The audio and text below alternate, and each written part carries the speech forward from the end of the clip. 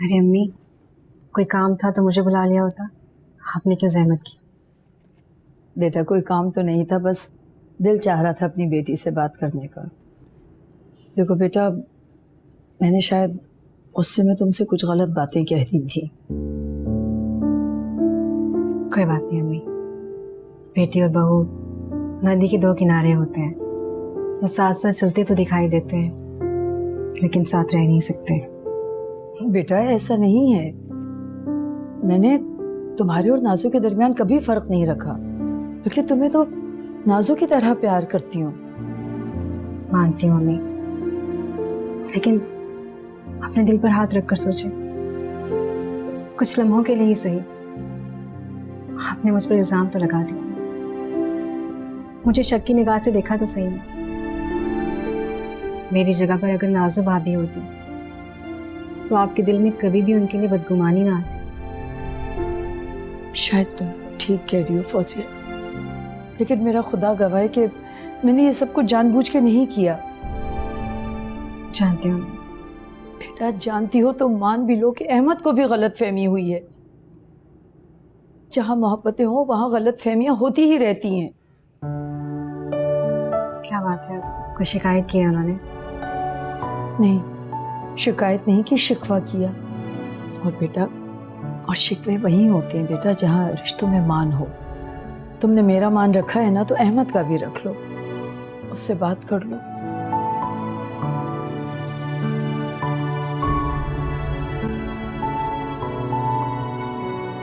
आपके लिए कुछ लाऊं? नहीं बेटा।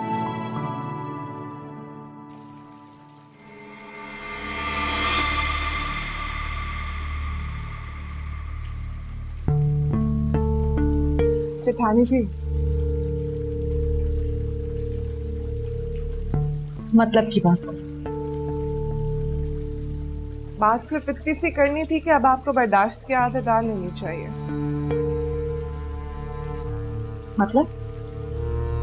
मतलब ये कि मेरी और फवाद जी की मोहब्बत,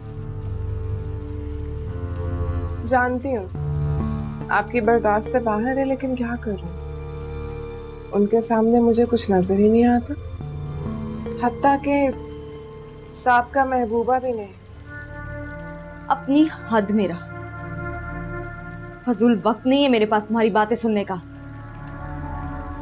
जेठानी जी, जानती हूँ वक्त नहीं है आपके पास, तभी तो मेरे बेचारे जेठ जी की परेशानियां इतनी बढ़ गई है। अरे भाई, नई नई शादी हुई है, कोई खुशी तो दे, कोई हार सिंगार। इस तरह से घूमेगी तो कहीं जेठ जी भी। नाज़ो तुम। नहीं, गुस्सा नहीं, गुस्सा नहीं जेठानी जी, कितनी दफा आपको समझाया, गुस्सा नहीं करते। तो बस आपको एक बात समझाने की कोशिश कर रही हूँ, समझ, वरना कल को अपना सर पकड़ कर रोएंगी और कोई आंसू साफ करने वाला भी नहीं होगा। गुजरते वक्त की लगाम थाम लो, वरना तन्हा रह जाएंगे। अपनी बकवास बंद रखो, वरना मुझसे बुरा कोई नहीं होगा। आपसे बुरा तो वाकई कोई नहीं है, ये तो बिल्कुल ठीक कहा आपने। अब देखिए ना, बेचारे जेठ जी को क्या हाल हो गया उनका। जेठानी जी, ये दूरियां खत्म करते हैं।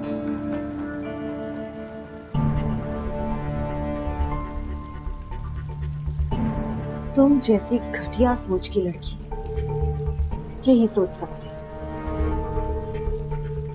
अपनी सोच की गलाजत को अपने पास रखो, समझी? अरे बात तो सुने, हम तो बस मदद करना चाह रहे थे आपकी। जेठानी जी,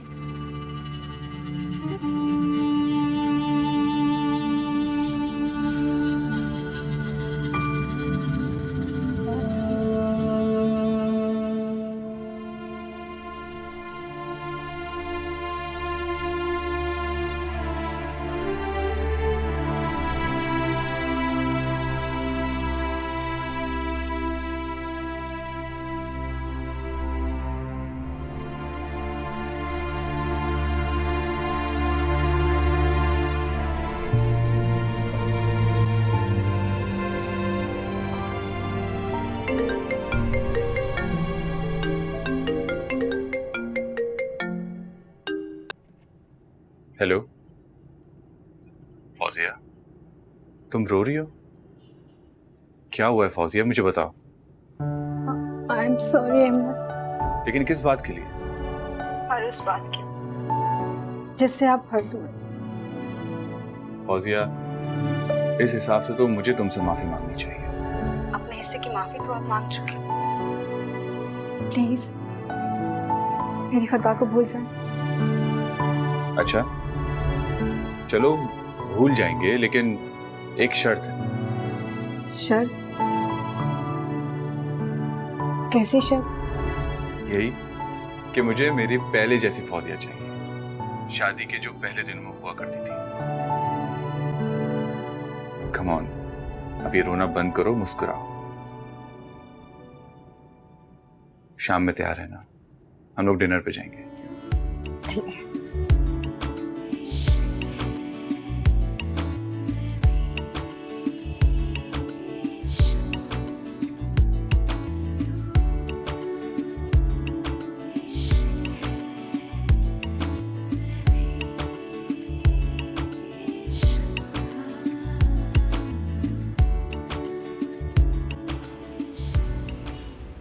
लेकिन बेटा तुम ये बात इतने वसूख से कैसे कह सकती हो? क्योंकि अम्मी, मैंने खुद अपनी इन गुनाहगार आंखों से कई बार देखा। जेठ जी का सूनापन आज भी उनके साथ है, खत्म नहीं हुआ। अक्सर रातों को टहलते हुए देखा है मैंने उन्हें। मुझे तो लगता है इन दोनों ने अपनी इस शादी को कबूल ही नहीं किया। मगर बेटा अफान ने तो मुझसे कभी इस बात का कोई जिक्र नहीं किया। देखने में दोनों बिल्कुल नॉर्मल लगते हैं, ठीक लगते हैं। अम्मी जान, शादी के शुरू के दिनों में इतना नॉर्मल होना है, ये भी एक नॉर्मल बात है। आपने कभी इन दोनों को कहीं साथ जाते हुए देखा है? अरे जेठ जी ने तो शादी के दूसरे दिन से ही ऑफिस ज्वाइन कर लिया था। और अमन, कहीं से आपको सुहागन लगती है? ऐसा लगता है जैसे कोई बेवा फिर रही हो घर में। होश में तो हो, कैसी बातें कर रही हो? माफ कीजिएगा अम्मी जान, मेरा वो मतलब नहीं था। बस जो दिल में आया मैंने आपसे शेयर कर दिया। मुझे तो लगता है कि इन दोनों के दरमियान खुल के कहो ना बेटा, क्या बात है? कैसे कहूँ अम्मी, समझ नहीं आ रहा, लेकिन बात करना भी जरूरी है।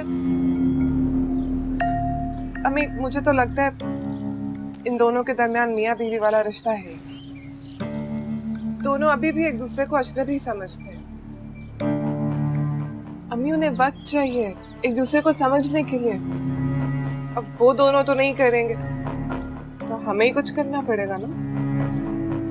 लेकिन हम क्या कर सकते हैं? एक आइडिया है मेरे पास। अच्छा कहो। क्यों ना हम उन दोनों को हनीमून पर भेज दें?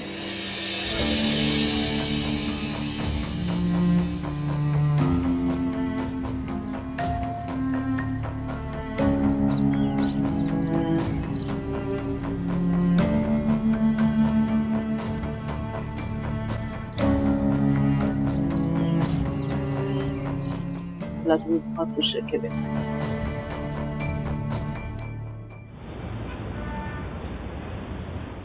क्या वो होती कौन है हमारी जिंदगियों के फैसले करने वाली? मैं उसका कोई फैसला नहीं मानूंगी। जाकर कह दे कि अमल ने इनकार कर दिया है। लेकिन इसमें गलत क्या है? जब मैंने कह दिया कि मैं नहीं जाऊंगी तो नहीं जाऊंगी। और आपने ऐसा सोच भी कैसे लिया कि ये हो सकता है? क्यों नहीं हो सकता? बोलो। क्योंकि मैं इस रिश्ते को नहीं मानती। दिल से कबूल नहीं किया है मैंने इसे। दुनिया चाहे जितना भी जोर लगा ले, मगर मेरे लिए ये रिश्ता सिर्फ एक कागजी रिश्ता है, जो इसी कागज में अपनी मौत आप ही मर जाएगा।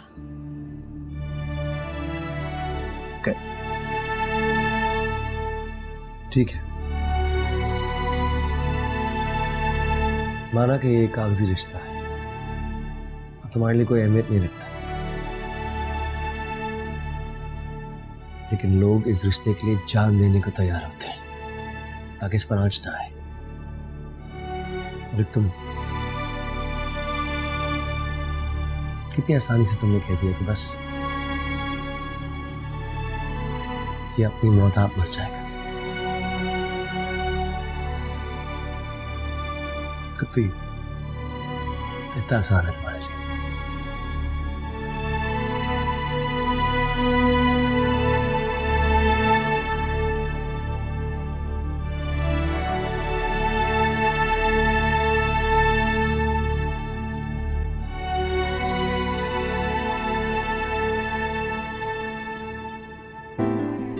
Thank you so much.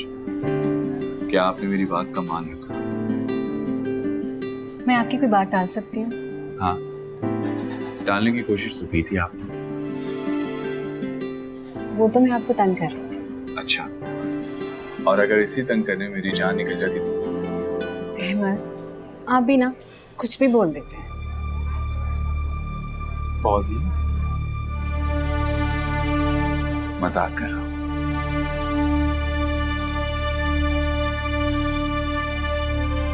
तो मैं तंग कर रहा हूँ। अच्छा, ये बताओ कि क्या खाओ? जी कुछ अच्छा खा।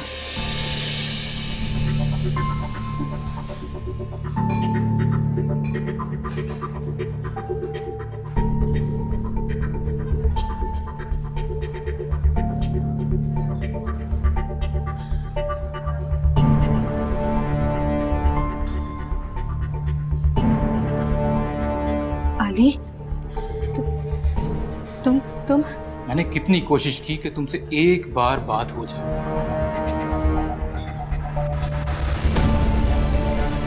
मगर तुम्हारे घर वालों ने मुझे तुमसे बात ही नहीं करनी थी।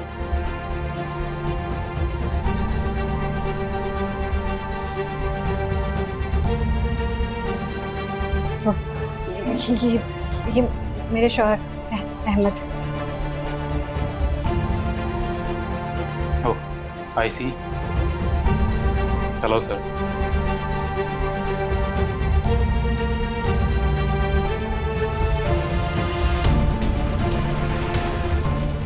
लगता है मैंने आप लोगों को डिस्टर्ब कर दिया। Please carry on, enjoy.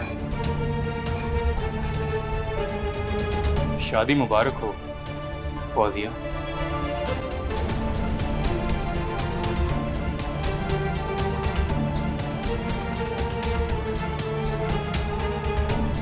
Ahmad,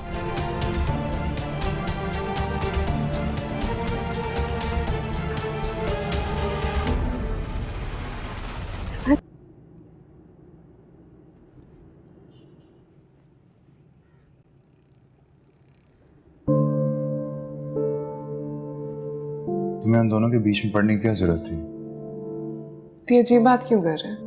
क्यों जरूरत नहीं थी? दोनों की खुशियां हमारे लिए उतनी अहम होनी चाहिए जितनी हमारी। रिश्ता उन्होंने बनाना है। इस रिश्ते के बारे में उन दोनों से बेहतर कौन जानता है?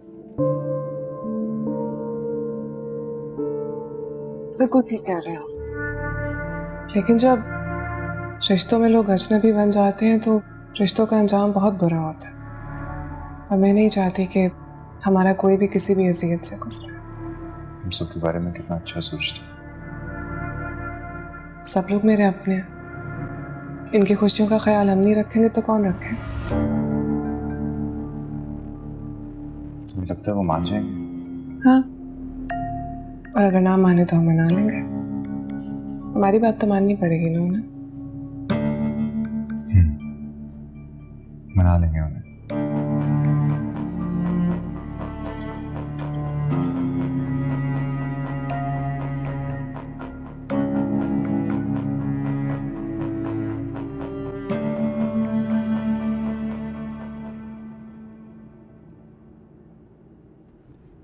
मैं तुमसे पूछ रहा हूं, कौन था वो?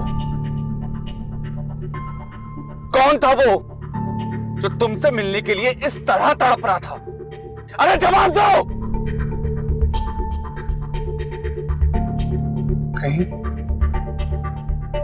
कहीं वो तो नहीं था जिसकी वजह से तुम्हारे शौहर ने तुम्हें छोड़ा था? कहीं उसके इल्जाम ठीक तो नहीं? नहीं अहमद, सब झूठ है अहमद, ऐसी कोई बात नहीं है, सब झूठ है ये।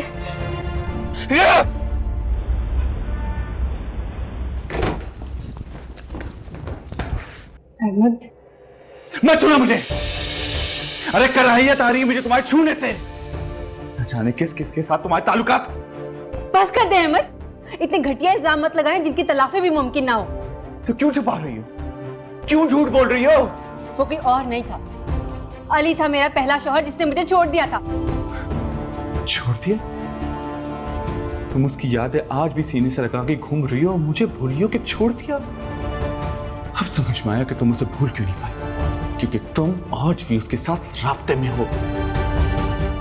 इसीलिए तुम मेरे करीब आने से कतराती थी, दूर रहती थी मुझसे। अरे जवाब क्यों नहीं दे रही हो तुम? बस कर दे अहमद, खुदा के लिए बस कर दे, मेरा उसके साथ कोई ताल्लुक नहीं है। फिर झूठ? पता नहीं तुम कितने झूठ मुझसे बोलोगी।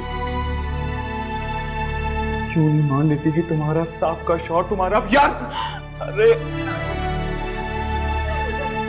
इस रिश्ते को मेरी जुबान नाम लेते हुए कांप रही है।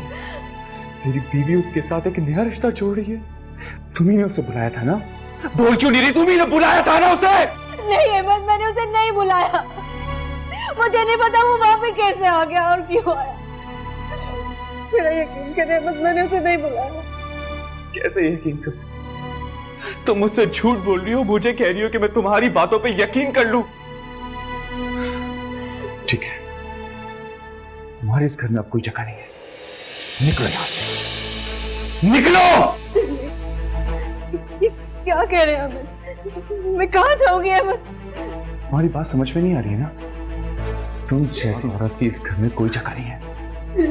तुम ऐसे नहीं मानोगी। चलो निकलो, निकल जाओ इस घर से। अहमद प्लीज प्लीज मुझ पे रहम करें, मैं मर जाऊंगी। मुझे एक मौका दे, मैं आपको सब कुछ बता दूं। मैं तुमसे कहा था ना कि मुझे झूठ बर्दाश्त नहीं होता, और मजाक बना कर रख दिया तुमने मेरा। निकल जाओ इस घर से, जिंदगी से, मेरे दिल से। नहीं अहमद मेरी बात सुने, अहमद प्लीज ऐसे मत करें। अहमद इस घर से निकल नहीं। नहीं अहमद अम्मी आपको छोड़ दे अहमद, ना करें अहमद, मुझे छोड़ दे अहमद, मेरी बात सुने। अहमद आपको गलतफहमी हुई है अहमद, कुछ भी नहीं है, कोई जगह नहीं है। नहीं अहमद मेरी बात सुने। नहीं अहमद मैं नहीं जाऊंगी। अहमद नहीं अहमद नहीं, अहमद दरवाजा खोले, अहमद दरवाजा खोले, अहमद दरवाजा खोले, अहमद कैसा शोर है? दरवाजा खोले, मैं कहाँ जाऊंगी? बहू बाहर है, तू यहाँ भूत बना खड़ा है, खोलता क्यों नहीं है दरवाजा? उसकी इस घर में अब कोई जगह नहीं है। अरे पागल हो गया, तेरा दिमाग खराब हो गया। हट, मैं दरवाजा खोल। अम्मी कोई दरवाजा नहीं खुलेगा। इस औरत के लिए इस घर के दरवाजे हमेशा के लिए बंद हो गए हैं। अहमद खुदा के लिए दरवाजा खोले अहमद। अरे बदबख्त, तेरी जबान में काफी इतनी बड़ी बात मुंह से निकाल रहा है। ये तरबियत की है मैंने तेरी? तरबियत का ही लाज रखा है मैंने, वरना गैरत के नाम पे कब का मैं इसे कत्ल कर चुका होता। अरे अहमद रहने दे, तू होश में नहीं है इस वक्त जो बीवी पर इल्जाम लगा रहा है। हाँ, मैं होश में नहीं हूँ। जो कुछ देखकर मैं आ रहा हूँ ना, उसको देखने के बाद मुझे होश में नहीं रहना। इससे मोहब्बत करता था, मजाक उड़ाया इसने मेरी मोहब्बत का। मम्मी आप दरवाजा खोले, अहमद को समझाए ना। अम्मी दरवाजा खोल दे अम्मी। हंस रही थी वो मुझ पे। नहीं अहमद, नहीं अहमद, आप गलतफहमी का शिकार हैं अहमद। आप मेरे पाक दामनी पे इल्जाम लगा रहे हैं अहमद। आप दरवाजा खोले, मैं आपको सब कुछ बताती हूँ। मैं दरवाजा खोल दे, अम्मी ने समझाए ना। अम्मी पाक दामन के नाम पे तुम धप्पो, शक्ल मत दिखाना मुझे अपनी। घर की इज्जत तेरी तहरीर पर रुल रही है, तमाशा बन जाएगा सारी दुनिया में। तमाशा तो बन चुका है, मेरी जिंदगी का तमाशा बन चुका है। अब ये दुनिया जो है ना, रुसवाई देखेगी। हाला, आज आप इतनी जल्दी सो गई? हाला, फौजिया, क्या हो गया है आपको? फौजिया अपने घर पर है, आपने लगता बहुत बुरा ख्वाब देखा है। वो बहुत परेशान है, मेरी बच्ची बहुत रो रही है। फौजिया रो रही है बेटा। अब क्या हो गया है आपको? कल ही तो मिलकर आई हैं आप उससे। कुछ नहीं हुआ उसे, आपने बुरा ख्वाब देखा है बस। मगर अमल बेटा वो अमल मैं अफान से कहती हूँ कि वो कल सुबह फौजिया को देखा मिला है, से आप परेशान नहीं हो। अच्छा मेरा फोन लेकर आओ, मुझे अभी बात करनी है फौजिया से, मेरा फोन ला कर दो मुझे। खाला इस वक्त कॉल करना मुनासिब नहीं होगा, आप कल खुद चली जाएगा ना अफान के साथ। अभी आप दूध पीकर सो जाओ। ये ले, प्लीज परेशान नहीं हो।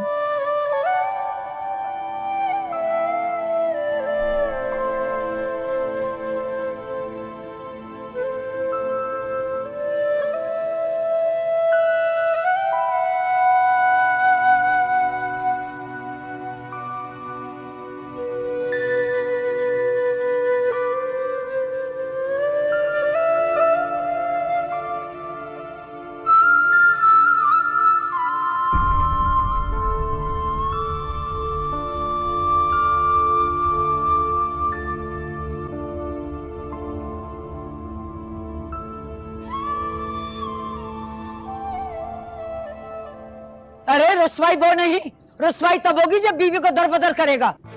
मर्द का दिल तो समंदर की तरह होता है, जहाँ बीवी सब कुछ बहाकर पुरसुकून हो जाती है। तू कैसा मर्द है, बीवी के माजी को नहीं कबूल कर पा रहा? अगर माजी होता तो खुदा की कसम कबूल कर लेता, अरे अपने अंदर दफन कर लेता, लेकिन इसके माजी इसके हाल के साथ जुड़ा है जो कि मुझे बर्दाश्त नहीं होता। बर्दाश्त हो या ना हो, ये कोई हल नहीं है, बैठ के बात की जाती है। बात तो बहुत दूर की बात है, मैं तो उसकी शक्ल भी नहीं देखना चाहता। मगर मुझे बात करनी है, इससे कि मैं अच्छी तरह जानती हूँ मेरी बहू ये नहीं कर सकती। माँ मुझे ये लड़की इस घर में बर्दाश्त नहीं होती, और मेरे घर की इज्जत यूं सड़क पर रुले ये मैं बर्दाश्त नहीं कर सकती। आजा मेरी बहू, आजा। अम्मी अम्मी मैंने उसे नहीं बुलाया, अहमद को गलतफहमी हो रही है। अम्मी मैंने उसे नहीं बुलाया। अहमद मेरी बात सुने, अहमद एक मौका दे दे मुझे, बस प्लीज मेरी बात सुन ले। मुझे छूने की कोशिश भी मत करना, तुम समझ गई? मुझ पे रहम कर अहमद।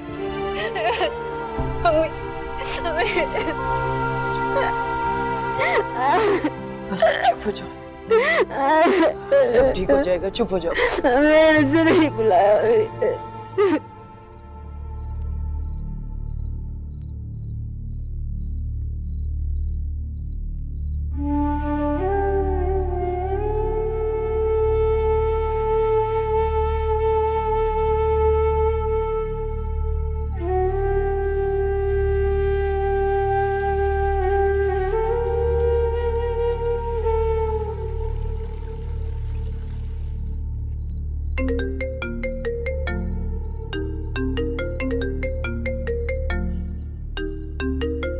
मामा इस वक्त क्यों फोन कर रही है मामा?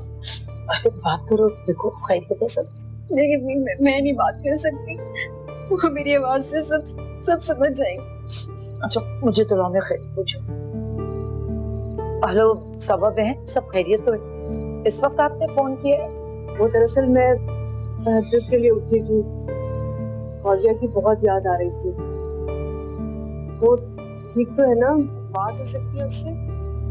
फौजिया तो सो रही है, असल में अहमद और वो खाने पे बाहर गए थे, बहुत देर से लौटे, और देखिए वो फोन भी अपना मेरे कमरे में ही भूल गई। अच्छा ठीक है, मेरा मतलब है फौजिया ठीक है ना? मेरा मतलब था कि खुश। जी बहुत खुश है, आप बिल्कुल फिक्र मत कीजिए, वो तो मेरी बेटियों से भी बढ़कर है। अल्लाह हमेशा खुश रखे दोनों को। आपसे बात करके तसल्ली हो गई मेरी। चले माफी चाहती हूँ आपको इस वक्त तकलीफ दी, सुबह आराम से बात करूंगी। खुदा हाफिज। ठीक है, खुदा हाफिज।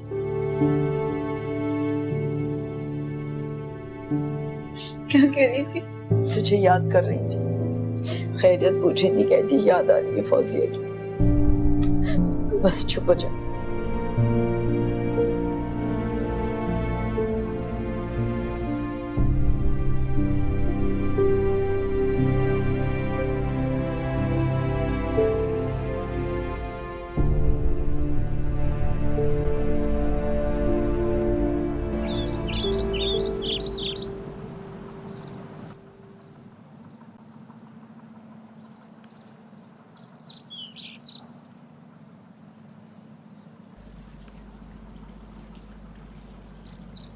मामा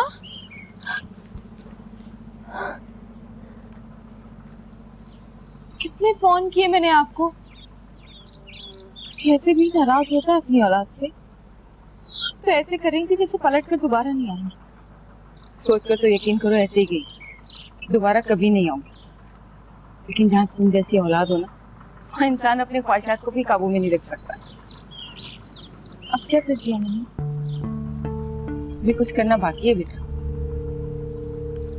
चाहती क्या हो बेटा, एक ही दफा क्यों नहीं बता देती? क्यों मुझे बार बार शर्मिंदा कर रही हो अफान और आपा के सामने? तो आप तक शिकायत पहुंचेगी। शिकायत नहीं है बेटा, आखिर किस बात का बदला ले रही हो सिर्फ मुझे ये बता। तुम्हें अपना समझने की, तुमसे मोहब्बत करने की, या तुम्हें अपनाने की? किस बात की सजा दे रही हो? क्यों परेशान कर रही हो खुद को भी और उन लोगों को भी? सजा? सजा तो मुझे मिल रही है मोहब्बत कबूल करने की। दिन रात, हर रोज दिन रात जिस आग में मैं जल रही हूँ उसका तसव्वुर भी नहीं कर सकती आप। हर रोज एक नई फरमाइश, कुछ नई और तमाशा नहीं बनाया जा सकता मेरा। जान मुझे बताओ, कठपुतली का इसमें क्या कर? बेटा नचा तो तुम रही हो पूरे घर को अपनी उंगलियों पर। अच्छा बताओ, ऐसे क्या फरमाइश करती थी उन लोगों की? तुम्हारी खुशी के लिए सारा प्लान किया उन्होंने और तुमने ठोकर मार दी। ऐसा तो नहीं करते ना बेटा। क्यों नाराज कर रही हो पूरे खानदान को अपने आप से? और बेटा ये तुम्हारी खाला का घर है ना, इसीलिए सब शायद बर्दाश्त कर रहे। कहीं घरों में गई होती तो अब तक धक्के मार के निकाल देते वो लोग। मत करो ऐसा। सुना भी माँ को कुछ बताना नहीं पड़ता। अब तो ऐसी माँ थी जो मेरा चेहरा देख के मेरे दिल का हाल बता दिया करती थी। मेरी तकलीफ आपको नहीं रुलाती मामा। क्या हो गया है आपको? मेरे दर्द पे आप तड़प जाती थी और अब आपके जुमले मेरे दिल पे ताज़ियाने की तरह लगते हैं। आप ही की वजह से मेरे दिल को मारकर मैंने वो लाल जोड़ा पहना था, फिर भी आप मुझे को मुजरिम ठहरा रही हैं।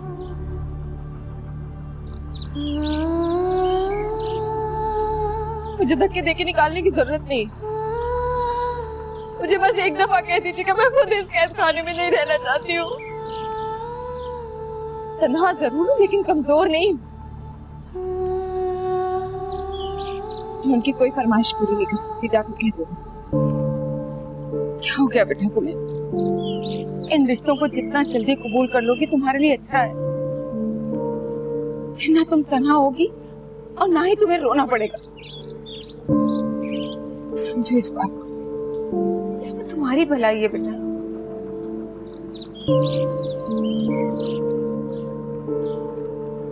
मैं आपा से मिलकर आती हूँ।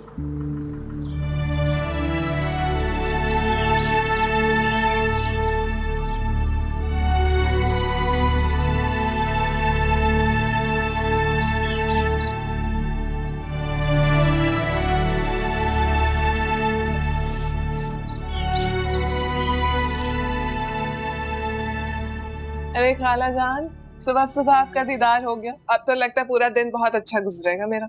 जीती रहो, खुश रहो। ये क्या हुआ तुम्हारे हाथ पे? कुछ भी नहीं, बस ऐसे ही जरा सी चोट लग गई। बेटा अपना ख्याल रखा करो, तुम हमारे लिए बहुत कीमती हो। तुम्हें देख के तो वैसे ही दिल को बहुत सुकून मिलता है। ये तो आपकी मोहब्बत है खाला, लेकिन जो सुकून बेटी को देखकर मिलता है उसका कोई साथ नहीं। अभी बुलाती हूँ जेठानी जी को, बहुत याद करती हैं आपको। देखना कैसे खुश हो जाएंगी। जेठानी जी, अरे जेठानी जी देखिए ना कौन आया। मेरी मुलाकात हो गई है उससे।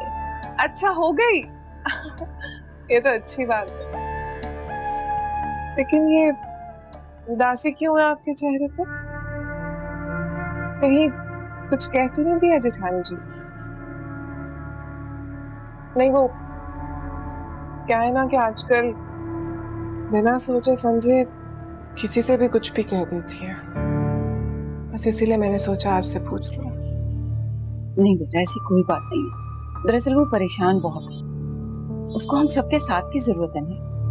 अगर वो तुम्हें कुछ कह भी देती है ना तो बेटा दिल बर्दाश्त मत होना, उसकी तरफ से मैं माफी मांग लूंगी तुमसे। क्या हो गया खाला, कैसी बातें कर रही हैं? जेठानी जी को अपनी बहन मानती हूँ और बहन की बात का बुरा नहीं माना जाता। अगर वो कुछ कह भी दे तो मैं बस इग्नोर कर देती हूँ, बुरा नहीं मानती। जानती हूँ माजी से निकलने के लिए कुछ वक्त तो लगता है इंसान को, लेकिन अगर इसी तरह माजी में रहेंगी तो सब कुछ बर्बाद कर लेंगे अपने लिए। अगर जेठ बदल गए फिर क्या करेंगी? आप तो माँ है ना उनकी, आप समझाइए।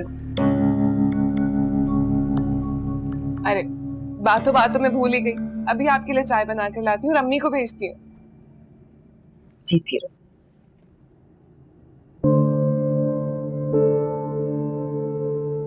जानती हूँ माजी से निकलने के लिए कुछ वक्त तो लगता है इंसान को, लेकिन अगर इसी तरह माजी में रहेंगी तो सब कुछ बर्बाद कर लेंगे अपने लिए। अगर जेठ जी बदल गए फिर क्या करेंगी?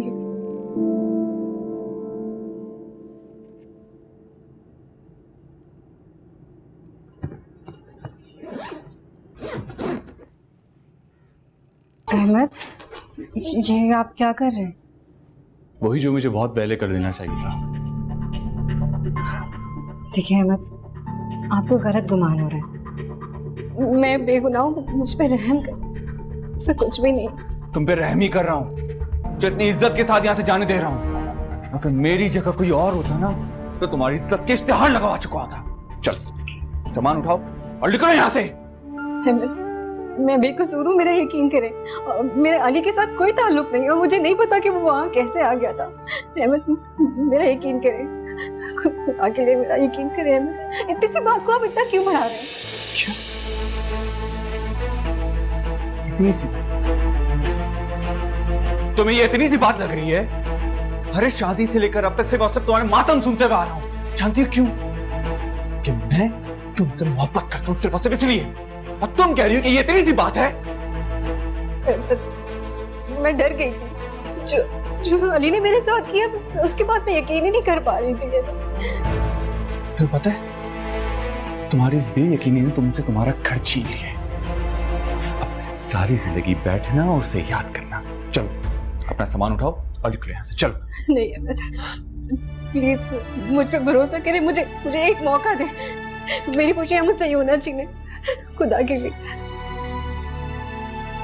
पता है जो लोग अपने माजी का मातम बनाते हैं ना, उन पे हाल की खुशियां हराम हो जाती हैं, और तुम पे वो खुशियां हराम हो चुकी हैं। चलो लगे हाथों एक रस्म मैं और भी पूरी कर देता हूँ, तुम्हें तुम्हारे घर छोड़ के। अहमद सुने। चलो। देखो बेटा, अगर वो नहीं जाना चाहते तो सब मिलके क्यों फोर्स कर रहे हैं उन्हें? इस तरह से जबरदस्ती के रिश्ते को वो कभी भी कबूल नहीं कर पाएगी। मैं भी यही कह रहा हूँ माँ, मगर नाज़ो मान ही नहीं रही, जाने क्यों पीछे पड़ गई है। कोई पीछे नहीं पड़ रही हूँ मैं भाई, मैं तो दोनों की भलाई चाहती हूँ। इतनी ज्यादा दूरियां कब तक रहेंगी दोनों में? किसी को तो खत्म करनी होंगी ना। मैं तो बस मदद करने की कोशिश कर रही हूँ, बिना उनकी मर्जी के। जेठ जी ने तो इनकार नहीं किया ना, वो तो राजी हैं। बात यहाँ अमल की है। तो जेठानी जी को समझाइए ना। अब हमारे जज्बात की थोड़ी बहुत कदर तो होनी चाहिए ना उन्हें। उनकी जिद हमारी खुशी से बढ़कर तो नहीं हो सकती ना। बहुत जिद्दी है वो, बचपन से जानती हूँ मैं उसे। अगर किसी एक बात पर अड़ जाती है ना तो कभी पीछे नहीं हटती, यहाँ तक कि अपनी माँ की भी नहीं सुनती वो। अब कहाँ बचपना रहा अम्मी जी, अपनी माँ की सुने या ना सुने ये मैं नहीं जानती, लेकिन माँ का क्या है, माएँ तो भूल जाती, लेकिन अपनी सास की बात सुनना तो फर्ज है ना। हमारी अम्मा ने तो हमेशा हमें यही सिखाया है कि सास की फरमाबरदारी करनी चाहिए, और आप तो खाला के साथ साथ सास हैं, तो आपकी बात तो माननी पड़ेगी। क्या बात है, आज सारी जमा एक साथ? सब ठीक तो है माँ? हाँ बेटा, सब ठीक है और सब खैरियत है। ये नाज़ो और फवाद तुमसे कुछ कहना चाहते हैं।